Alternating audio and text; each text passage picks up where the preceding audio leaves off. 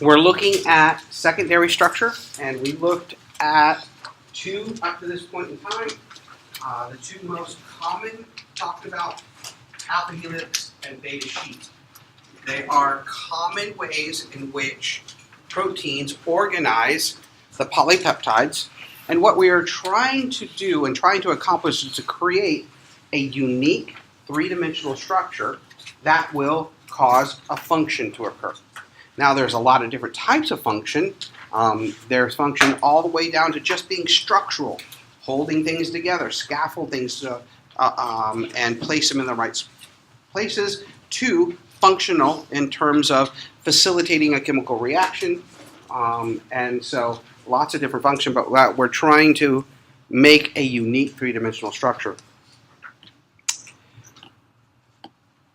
In terms of the beta sheet, again, stabilized by hydrogen bonds between the polypeptide chains. The parallel and the anti-parallel are the directionality of the chains. And remember, directionality, what is the front of a peptide? The what terminus? The N-terminus.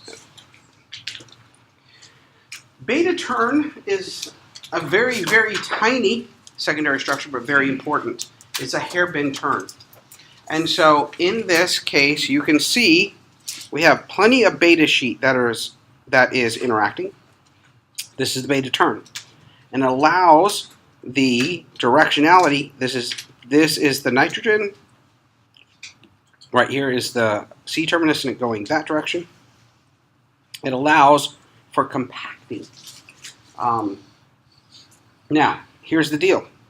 In this turn, it requires 1, 2, 3, 4 amino acids to complete that. The carbonyl and the amide amine and the carbonyl and the amide amine between the first and the fourth create 2 hydrogen bonds. That's great. Makes it pretty stable. Okay. Now here's a key. Second and third have some constraints. What might you think about the second and third amino acid as being either why might it be there or why might it not be there when you take number 2 and 3? Can every amino acid be in a beta turn equally? No. Why? The side chain interactions. Okay? And so, in this case, the steric hindrance, okay, is amplified because I have to put them very close together. So it tends to be this. Ones that are large side chains tend not to want to be here. Smaller ones can fit. So glycine kind of likes to be here in terms of there's no steric hindrance. There's one particular amino acid that really likes to be in this conformation. Could you take a guess? Not alanine. Alanine will be here because it's small. But there's a unique amino acid, proline. Now, the reason why, proline, remember, is that secondary, it already has the R group attached to the nitrogen, which tends to be that same shape as it coming around. And so, quite often, prolines will indicate that a beta turn has a high probability of being right there. And so prolines are very, very important. Oh, check that out. Ask a question. Prolines on the slide. Good. Those are the ones that never get answered right when the answer's right on the slide. All right. Now, there is beta turns, and then there are loops. Okay. Loops are, as what you can imagine, a way in which the polypeptide actually rotates and comes back. It isn't as defined as a beta. Okay? They are random in terms of their shape. They are the same in terms of function. They loop around and it makes it come back, but it isn't a very, very defined, repeatable structure between all. And so sometimes this will be called random coil. Sometimes it's called looping, but it's a way to compact. All right? It will happen. Okay? And when I say it's not repeatable, in this one protein, this is a crystal structure, every one of those proteins have that same loop and it's in the same shape. But that particular loop structure may not be represented in other proteins. at that particular kind of shape. So internally, very consistent, but translatable from one protein to the next is not, as opposed to alpha helix. Alpha helix is in this, it's a shape. Alpha helix is in all proteins, or just about many proteins, and it's something that I can go from protein to protein and see. Okay. Oops. All right. The tertiary structure, three-dimensional structure, fall into two main categories for proteins. One, fibrous, and two, globular. Globular is the most often seen, okay, spherical in shape. There's a lot wider functional. There's a whole bunch of more functions with globular proteins, but there are some very important fibrous proteins. Many of them are structural.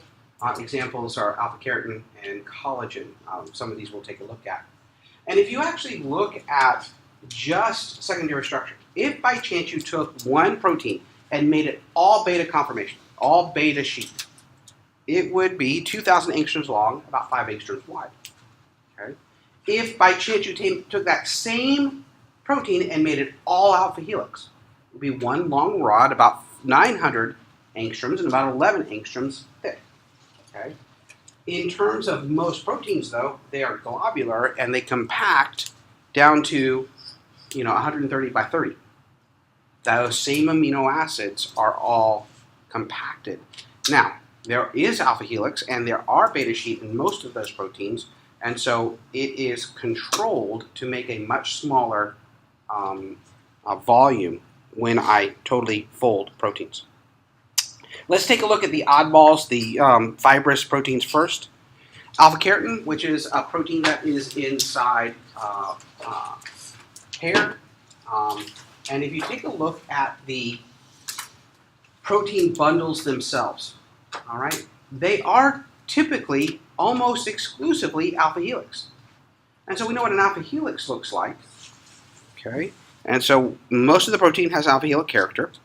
But what happens is two alpha helix rotate around each other.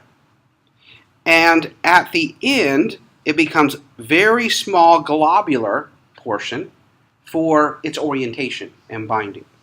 And what happens is these helical helixes will line up in order using those globular proteins to orient them, and they will create bundles. And so one alpha helix, a coiled coil, I will create a bundle of them called a protofilament, and then they'll bundle up in larger and larger connections. And so hair is basically protein. Now, when you eat a steak, what happens to the steak in your stomach? Denatures, breaks down, and we break the protein up. What happens if you eat hair?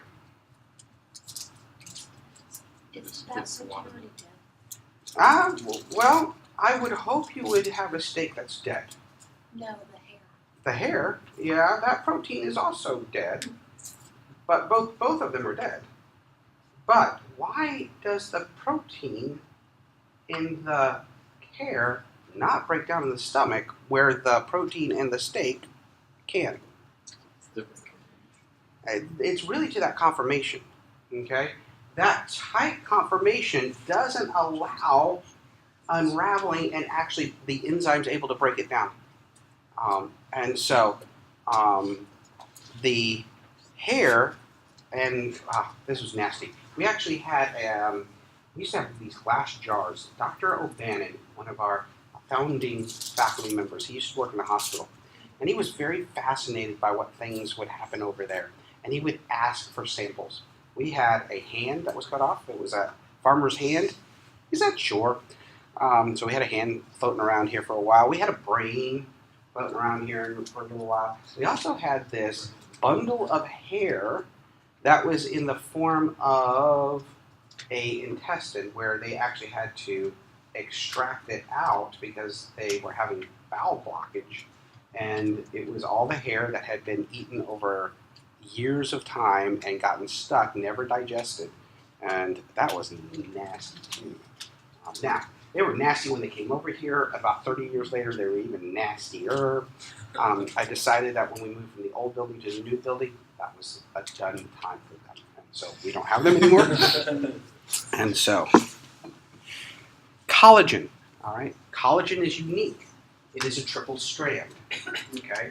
Collagen is a protein that is a component of skin, bones, tendon, cartilage, and teeth. So you think about all of those components.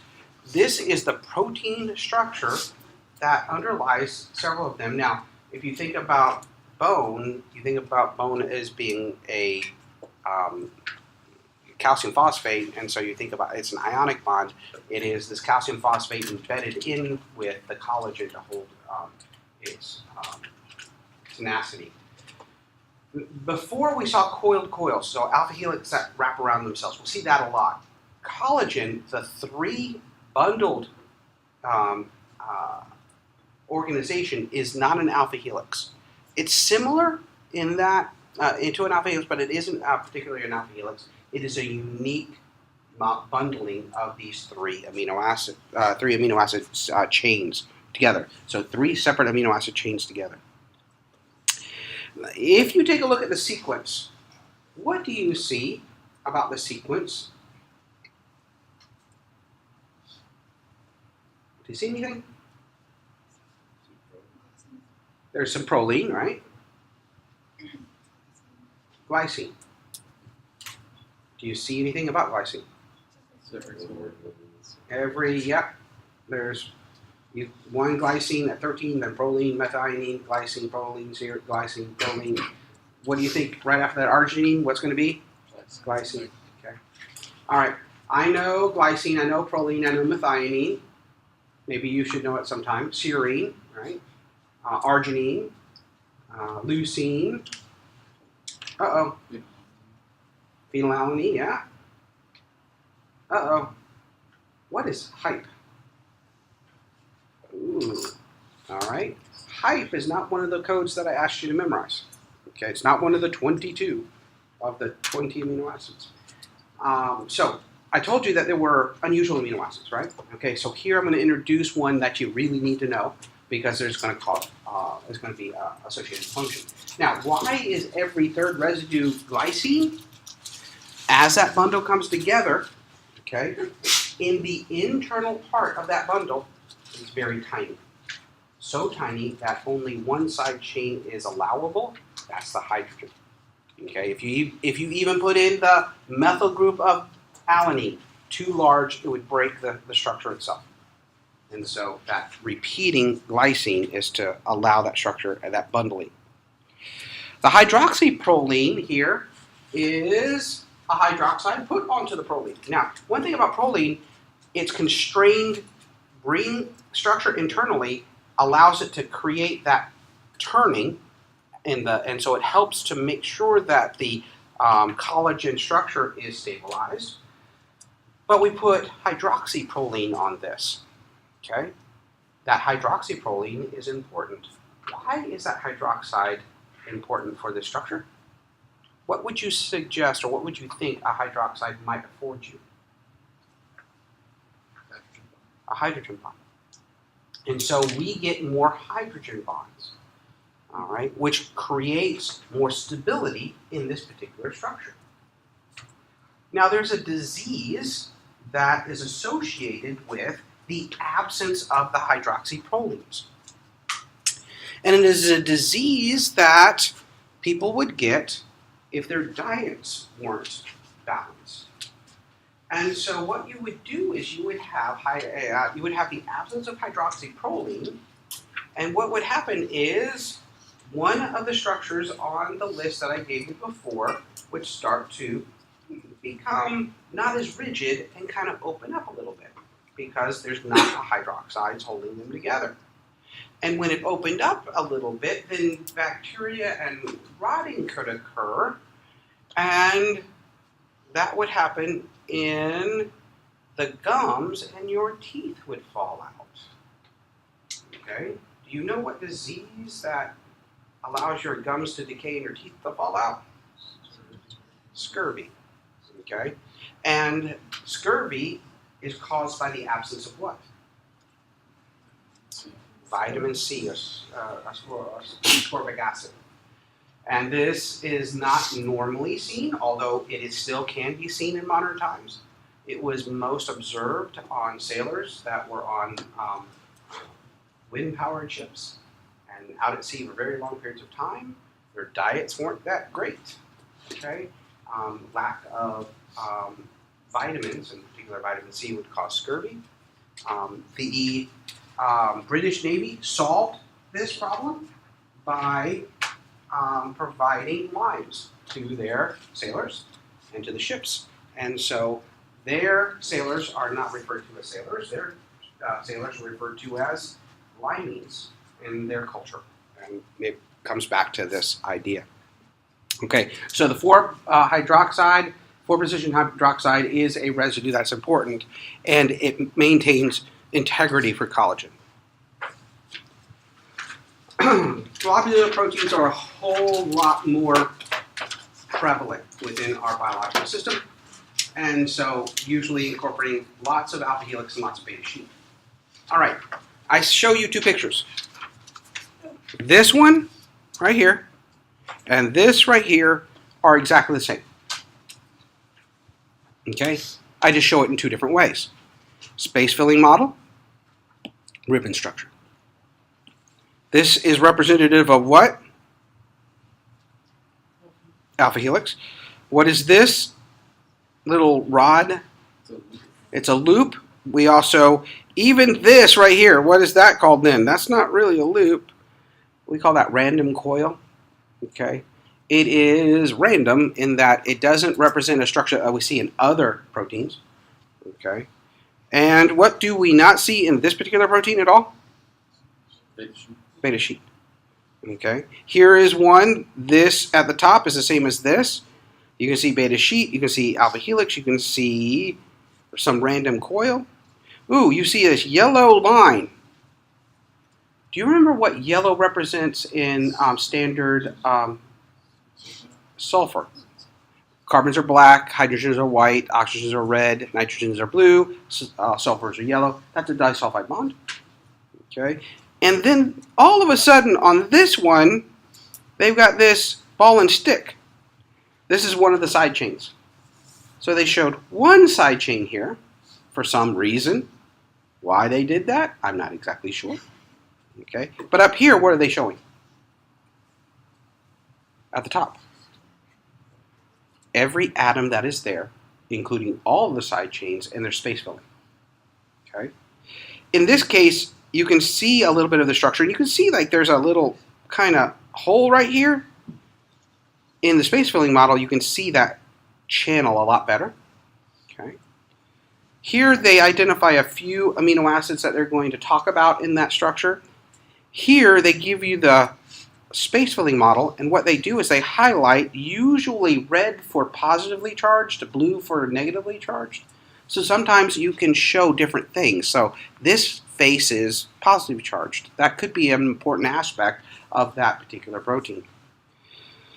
Here you see a space filling model, and right here you see an organic component. It is part of the functional protein, but it is a non-polypeptide piece, and you can see it really, really well here. How about up here?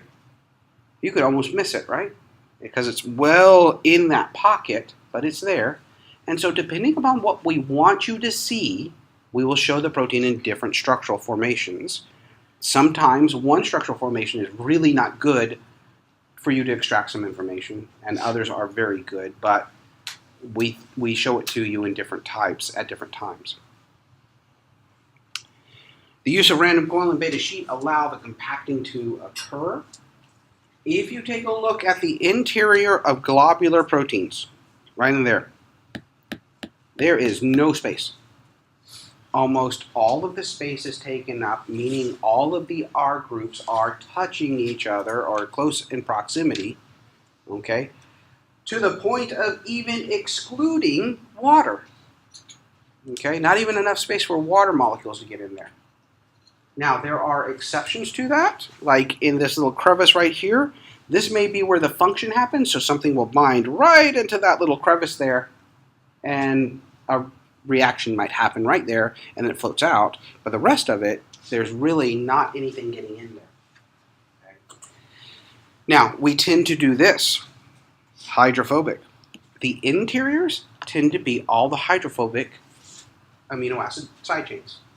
They love to be able to interact amongst themselves, and they hate trying to interact with water.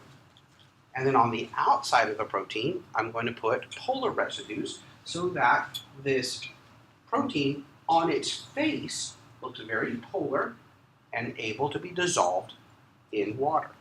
And so I can have a hydrophobic interior, and I can have a polar exterior, and I can have a hydrophobic organic reaction occurring inside the protein, inside a water environment.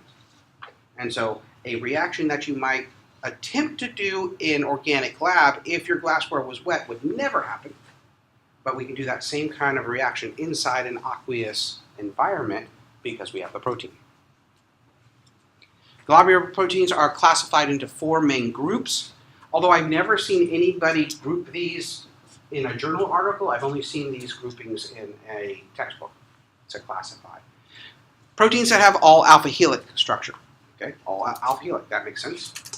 Proteins that have all beta sheet structure, no alpha helix, that makes sense. These two make much less sense. You have all alpha slash beta and all alpha plus beta. Okay, what in the world? Alpha slash beta means that the alpha helixes interact amongst themselves, the beta sheets interact amongst themselves, but there's very little alpha to beta interaction.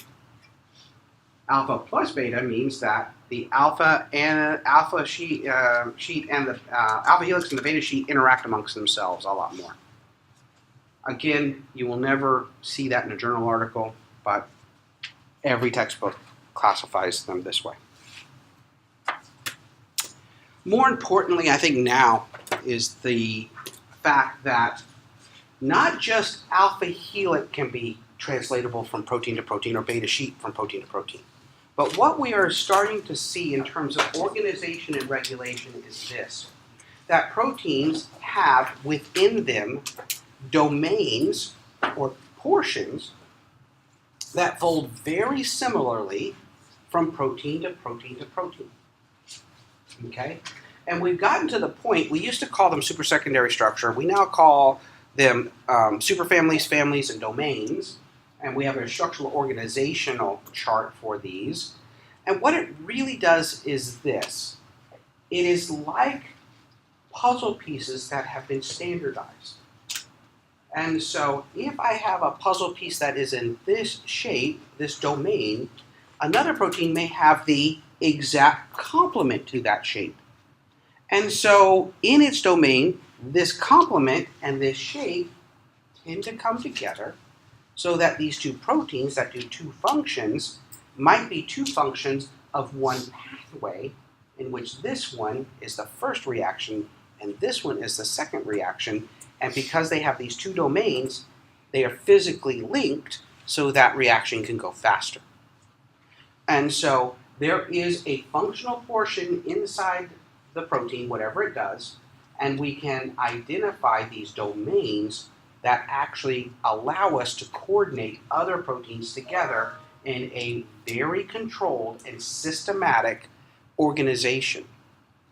And so we're starting to see lots and lots of different domains that are important. And so when you actually look at now sequences, okay, we have the human genome. So we can analyze and look at what proteins might be. And so the proteome.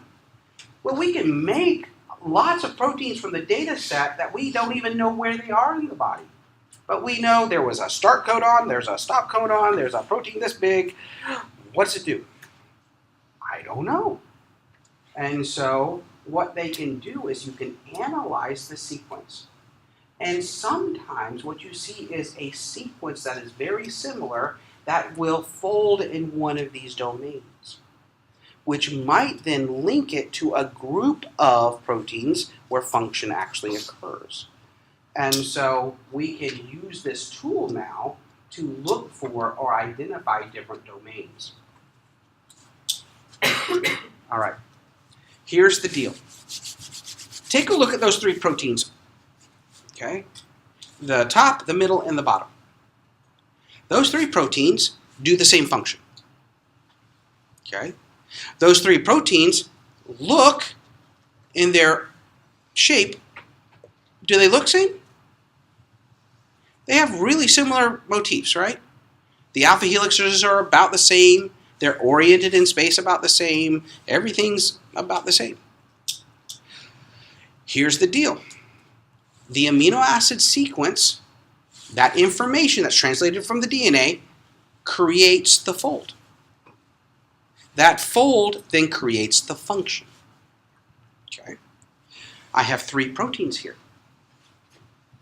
If I look at the individual amino acid sequences, there is less than 20% what's called identity between those 3 proteins, meaning that the exact same amino acid is in the exact same place in the sequence of all 3 of those. So if there were 100 amino acids long, if you line them up 1 to 100, only 20 of those amino acids will be the same throughout all 3 of those proteins. Sequence determines fold, fold determines function, but here's the complicated part. Not one sequence leads to one fold. Many sequences can lead to the same fold. So that makes it much more complicated an issue. Now, identity is not always the ultimate goal, but patterns of the kinds of amino acids. And so remember I told you to learn things as groups? And so if I have a lysine there, okay, what do you know about lysine? What should you know about lysine? It's what? It's positively charged. Okay. It's kind of long. It's got 4 methylene groups and nitrogen is positively charged. All right. What if in the other protein I have arginine in that same position? What do we know about arginine? Oh my goodness, we need to know a lot more about arginine, this seems. It's a little shorter. Actually, similar in size, maybe just a tad longer. But it is also positively charged. That substitution is not necessarily a difference. What happens if in the next protein it's tryptophan? Tryptophan is what? Neutral, and it's also what? Big and bulky and aromatic. That might not be a good substitution in terms of function. And so, depending upon what you're doing and what you're substituting, identity is good, similarities is okay, but you can be wildly different. And that may or may not affect. So what in the world we do? All right. The determination of a certain fold is dictated by the pattern that you see. Okay? And you can look at 2 patterns. One of them is more important than the other. You can look at the pattern of polar residues, or you can look at the pattern of hydrophobic residues. Okay. Here, the hydrophobics have a lot more influence than the polar residues. Okay. The reason is where they end up in a fully folded protein. Inside the interior, where there's almost no space, are the, which ones? Hydrophobics. If you start messing with the hydrophobics, you mess with that space that has very little tolerance, that can affect the overall fold, which then affects the overall shape. Where are the polars usually oriented towards? The outside, the water. Those tend to move around, interact with water, have a lot of space. If I have variations there, it's a lot more tolerant to change because there's a lot more space there than there is the hydrophobic. And so the hydrophobic pattern is the more important of the 2 in terms of fold. Now, the identity is also important, okay? And so, you know we have these alpha helix, right? Well, at the end of an alpha helix, usually amino acids like to stay in alpha helix. It's a really kind of good structure. There's a lot of stability. An alpha helix is usually stopped by a proline. Proline doesn't allow alpha helix formation very well. And so what you might find, though, in those, you remember that 100 that has 20 that are the same? The proline is exactly the same in every one of them, and what happens is the alpha helix stops each time that proline is there, and then you twist to another fold. And so some of them are very important for total function. Okay. Now, I'm a professor. I tell you the primary sequence specifies tertiary sequence, right? And we're at a Christian school, so you believe me, right? But we're in science. Should you believe everything that is told to you? No. You have to support what you say. So let me give you some experimental data that supports what I say. All right? Here's a very famous experiment that uses a protein called ribonuclease. It has 4 disulfide bonds, which is important to the entire project.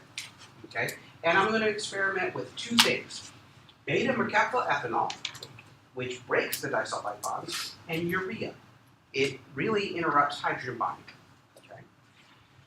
Beta-mercaptoethanol breaks disulfide bonds, and it loses the integrity. That fold of your protein loses integrity because those disulfide bonds, through a covalent bond, holds the fold. Okay, that's a really strong portion to hold your fold together. All right. You know if you have beta-mercaptoethanol out. Has anybody ever used that?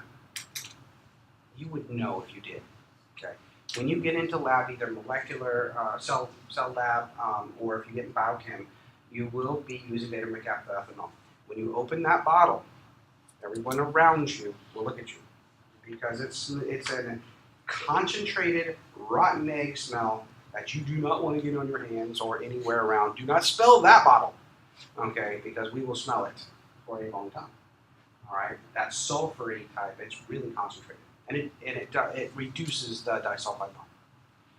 The urea is a traditional organic molecule that is used to denature or unfold proteins.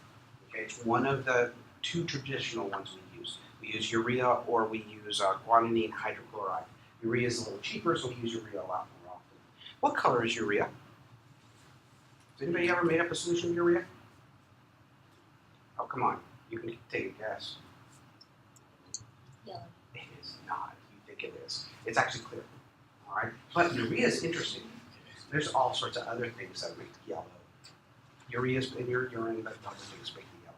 All right. The interesting part about urea is when you dissolve it, it is one compound that is an endothermic process when you dissolve it. And so you can make a really, you have to make it really concentrated, like 6 or 8 molar. And when you dissolve that in water, it gets really, really cold. It is what is normally in those cold ice packs when you're first aid kits is a urea solution. That creates that cold. What it does is it interrupts hydrogen bonds, which interrupts the protein amino acids from interacting with one another. Okay, the information of the sequence allows these interactions to occur, and that holds the fold together. But what happens if the interaction is interrupted by urea?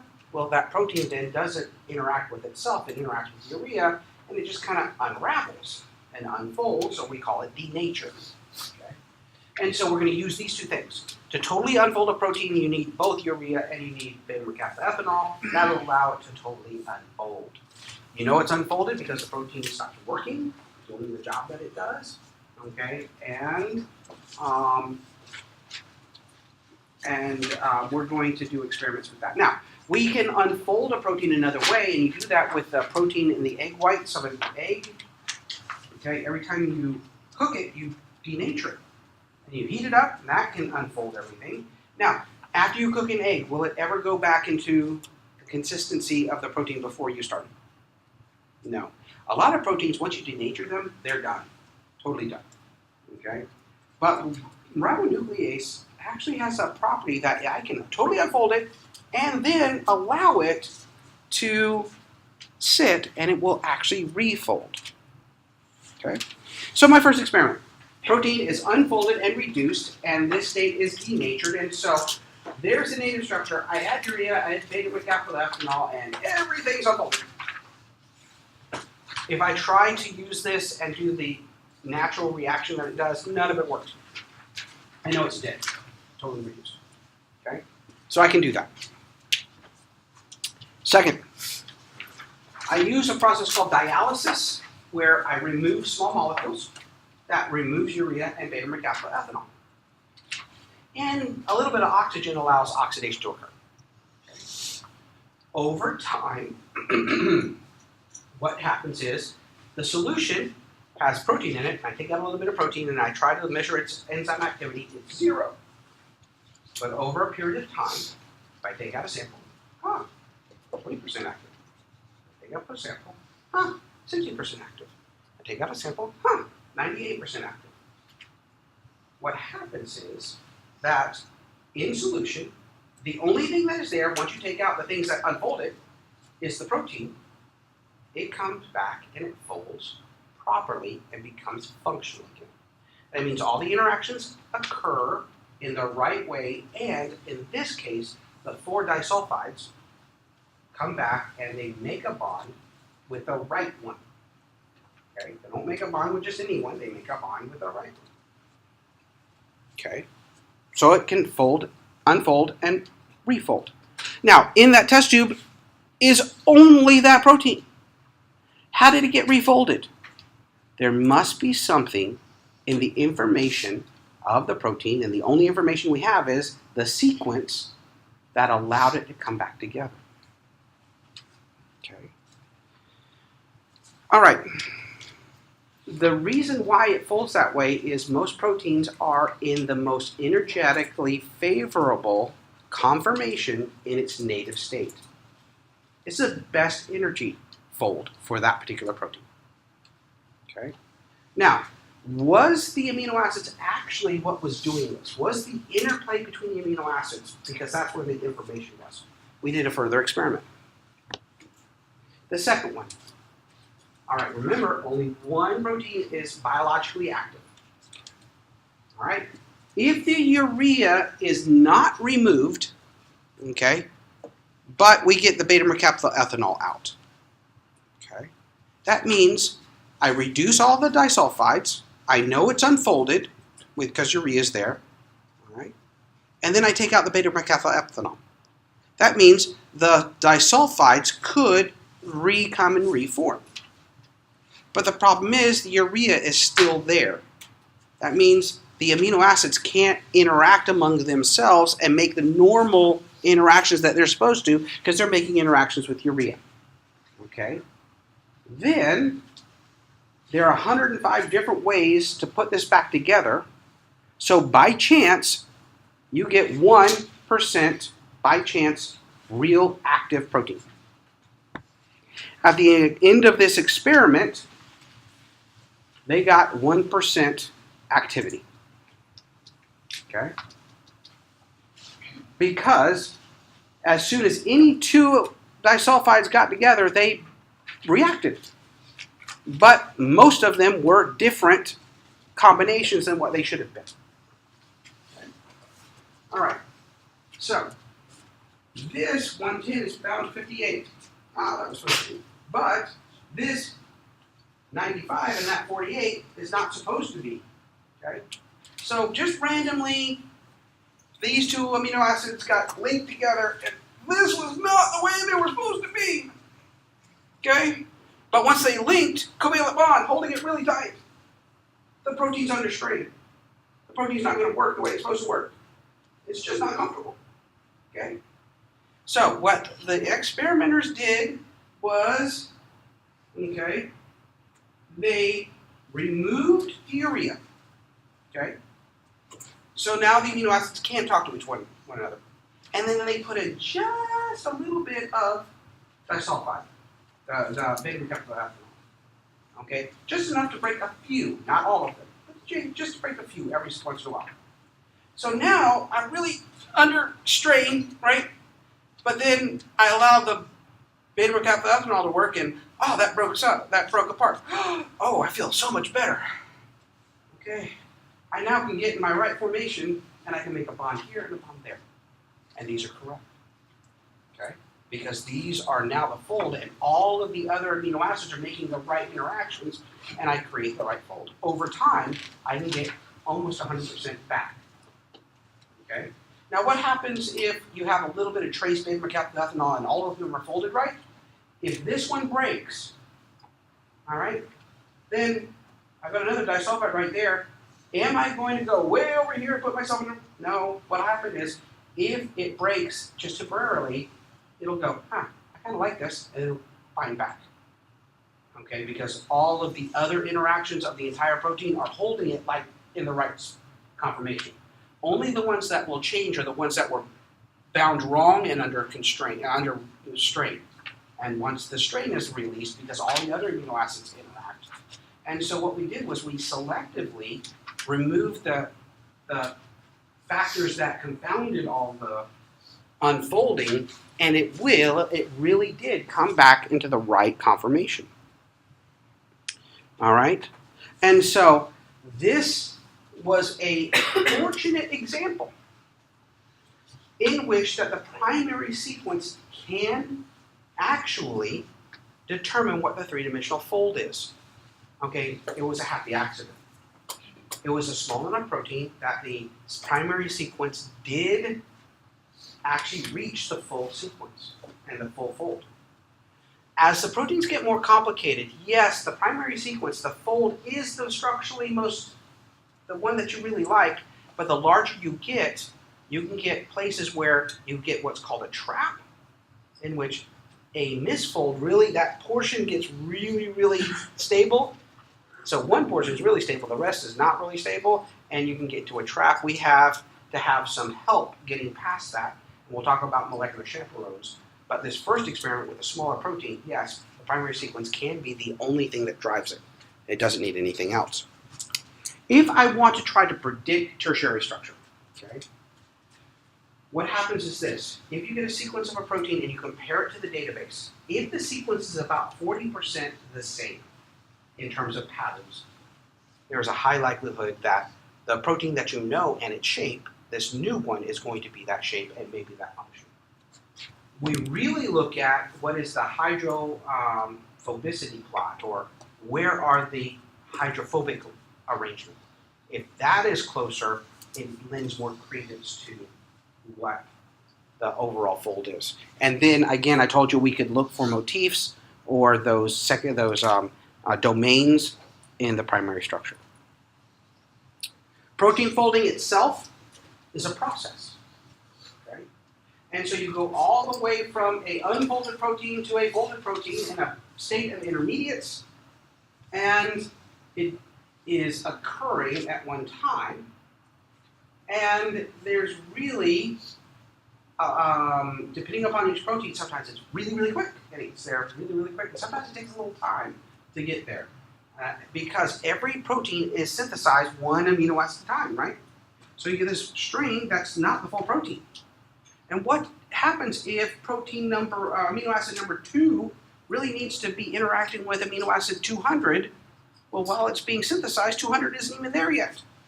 And so we have to, it's a process as it all is being synthesized, it will fold over time. All right. Protein folding and design are concerned with two questions. What is the relationship between the amino acid sequence and three-dimensional structure? And then what are the process of that unfolded chain getting to the native biologically active form? Okay. Now, there is a paradox. Okay. Leventhal's paradox. Let's assume we have a small protein, 100 amino acids. Okay. And remember, each amino acid has an alpha carbon, and then there's this phi and psi angle, right? That is possible. Okay. There's lots of phi and psi angle combinations. Okay. We're going to limit the problem. We're going to say that each amino acid has 1, 2, or 3 phi phi and psi angles. That really limits, but we just say there are 3, just randomly, okay, for all 100 amino acids. If the protein has to move through each and every combination of even just 3 angles for every amino acid, okay, the number of conformations is 5 times 10 to the 47th different unique folds that protein could take. That's a big number. Okay? Assuming it would take 1 times 10 to the minus 13 seconds to change between each one of those conformations. 1 times 10 to the minus 13 seconds is really, really fast. Okay? It would take us 1.6 times 10 to the 27th years to go through all the conformations available for that one protein. Okay? Even under an evolutionary model, what is the length of time for the universe? About 15 billion years, or 1.5 times 10 to the 10th years. Okay. Now, proteins fold within milliseconds to minutes. The fact that that is the amount of time to go through every single fold to randomly get to the fold versus milliseconds, that's paradox. How in the world do we do it so fast? Okay. When there are so many possible. And we've already limited in that idea that there's only 3 conformations for each amino acid. Okay. The answer is progressive stabilization. What happens is we don't go through every single one of the conformations. As we get the protein folding, each fold will lead to putting the R groups close to each other. Some R groups love to stick to each other. When we get one that's close to each other and loves to stick to each other, they stick. And they limit that movement in time. Now, if they don't like to stick to each other, they might repel from each other. That might lead it to the right fold. And so as we have this interaction between amino acids, they will tend to stabilize progressively as I go through, and that speeds up the process quite a bit. Okay. An example of that is this animation. And so we see that through the folding, there's an alpha helix.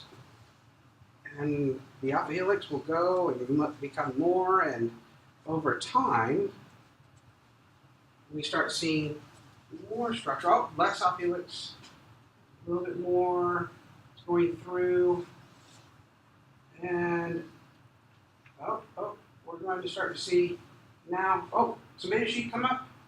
The beta sheet starts to like each other, and we lost it now, but it's beta sheet. And okay, it really wants to do some beta sheet. And eventually over a period of time, but that alpha helix is really kind of set, right? So that doesn't have to go through any more conformational changes. And as the alpha helix, the beta sheet starts to formalize, we get to the final fold. And so we can see, as it goes throughout all the possible conformations, we do not go through the possible conformations. Once these secondary structures form, they tend to lead the protein towards its overall fold. Each progressive interaction that is good tends to make it want to stay to the fold that it needs to be. Okay?